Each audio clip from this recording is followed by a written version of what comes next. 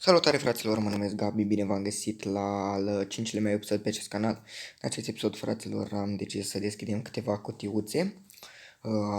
Deci, o să fac astăzi ceva nebunesc pentru voi și sper să nu mi se strice videoclipul pentru că o să-l fac o singură dată deoarece o să vând toate cuțitele astea de aici și o să deschidem niște cutiuțe aici pentru voi. Deci aceste cuțite sunt luate toate în cel puțin 2 ore, cam așa am jucat și le-am luat. Așa că, fraților, o fac pentru voi. Deci, o să le vindem. Chiar mă întreb cât o să iau pe toate. Sunt destul de multe. Avem aici o pereche de mănuși. Și cât luăm, fraților? 70.000 de exchange. Gata, asta a fost 100.000, fraților. E nebunie ce se întâmplă aici. O să cumpărăm Halloween case. Bun, o să dau puțin pe pauză până o să le cumpăr pe toate. Băi, fraților, cred că am făcut o mică prostie, că am vândut toate cuțitele, pentru că tocmai ce mi-am dat seama că o să iasă enorm de mare videoclipul. Cred că dacă o să cumpăr cutii de toți banii ăștia, o să-mi iasă undeva la jumătate de oră și chiar nu o să se uite nimeni la așa ceva, așa că am cumpărat doar 50 de cutiuțe și după cum vedeți mai avem 85 de K. Deci, extrem de mult. Hai să dăm și taci cuțitele care o să pice, o să le băgăm. Deci nu cred. Oh my god, ce am crezut. Cuțitele care o să ne pice o să le dăm la upgrader să vedem ce reușim să scoatem. Ok, deocamdată nimic. Nici nu știu dacă putem scoate profit, deci am avut 99 de K. Hai să vedem. Măcar până la 95 de K, dacă scoatem e bine. Da, deci un bun pil, asta nu e cea mai bună alegere. Oh my god. Și bine, frate, asta e tot ce vreau să văd. Save, avem și primul cuțitaș pentru upgrader. Să vedem. În continuare un exposer. Super interesant. Mai avem încă 45 de cuțite și avem 2 minute. Probabil nici pe astea nu o să le deschid. O să deschid, cred că până la 20, pentru că sunt enorm de multe, fraților, și nu vreau să iasă așa de mare. Da, o să deschidem doar 25 de cutiuțe astăzi. Și probabil o să mai fac un video în care deschidem și celelalte. Deci deocamdată avem un singur cuțit pentru upgrader, măcar în 4, asta e bine. Nightmare, 4 euro, nu e cine știe ce. Oricum vă dați seama că nu putem scoate profit, dar de dragul videoului o să o fac. Că până la urmă țin banii degeaba dacă nu cumpăr cutii cu ele. Și să cumpăr skin-uri de pe shop nu e așa interesant decât să le câștigi. Adică când le câștigi altă treabă. Știți ce zic? Ia, hai să vedem. Din nou un sticker. Încă 39, mamă, frate, dacă de mult ies. Probabil o să avem un cuțit sau maxim 2 la upgrade. Ceea ce e... pentru că o să dau doar o dată upgrade și nu e cine știe ce.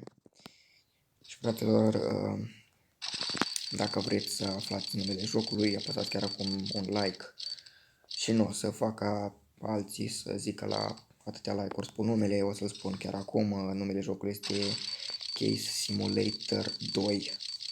Este cel mai tare simulator de deschis cutii de pe Android, cel puțin și de pe iOS, cred. Deci deja, fraților, probabil nu mai am net și nu mi se mai, cum să spun, da prețurile la arme. Ba da, uitați-vă voi, deci cât de bine arată. De asta zic că e cel mai tare simulator.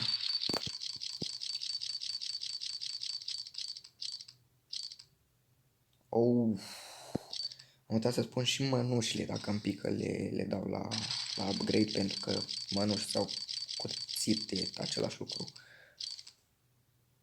Hai mă, măcar kill confirm, da. N-a vrut. Mai avem deschis încă 7, fraților. Și în continuare, măcar un kill confirm. Oh my god. Hai să vinem, trebuia să-l salvez într-un fel sau altul. Mi-am dat un mystery case, da. Foarte bine. Ce primim aici? Ia să vedem. 1200 de bănuți, nu e. Cine știe ce. Și măcar soda a fost în dar nu e ceea ce vreau eu. 5 minute 40. E între, oh my god, uitați-vă și voi ce-mi face. Cât bait. Ultimele 4 cutiuțe și după îi dăm un upgrade la forță. Trebuia să țin și kill conformul ăla să-l bag la upgrade, însă l-am vândut. Lightning Strike, bun. Bun, deci save și o să-l băgăm și pe ăsta la upgrade, că e echivalentul unui cuțit, părerea mea. E 100 de euro.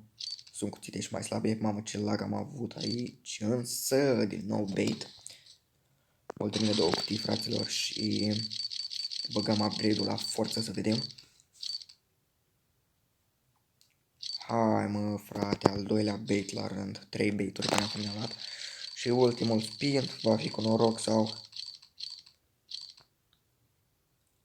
No, se pare că nu. Bun, fraților, haideți că o să opresc puțin și revin cu continuare de la upgrade, ok? Haideți, fraților, că am ajuns și la upgrade.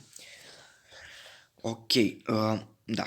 Băi, fraților, am oprit chiar la timp. Mi-a băgat o reclamă. Nu știu ce, e cu M4 ăsta aici. E 0, deci nu mai întreb. Hai să începem cu Lightning Strike-ul ăsta. Deci, uitați, asta e unul din plusurile jocului, pentru că acest upgrader este aproape exact ca în CSGO. Ceea ce el face super mișto. Hai să vedem ce putem lua aici la upgrade. Eu vreau un baionet ăsta, Breakwater. 66% șanse. Haide, frate, că nu-i rău. Însă nu avem noroc, din păcate, și l-am pierdut. Bun, mai avem o baionetă Knight și cam asta a fost și upgrade-ul. Ce putem lua din nou? Putem lua un stiletto sau un gut knife lore, o să iau. Dacă mi-l dă logic. Să vedem. Bine, am crezut că nu mi-l dă, sincer. Haideți să vedem totuși până unde merge acest upgrade, o să-i mai dăm în continuare. Doar că vă dați seama că nu o să meargă departe, o să se oprească la un moment dat, însă acum l-am câștigat. E bine, 400 de euro din, nu știu cât a fost, 100 de euro baioneta aia sau ceva genul. Un stat track pe carambit, în niciun caz nu l-am mai câștigat și pe ăsta și cam asta a fost upgrade-ul, fraților. Bun. Băi băieți, cam acesta a fost și video de astăzi. Dacă v-a plăcut, nu uitați să mă susțineți pe mine cu un like și dacă mai vreți videouri de genul să deschidem cutiuțe, să-mi scrieți în comentarii. Până atunci eu am fost Gabi și vă salut cu stimă și respect. Pa!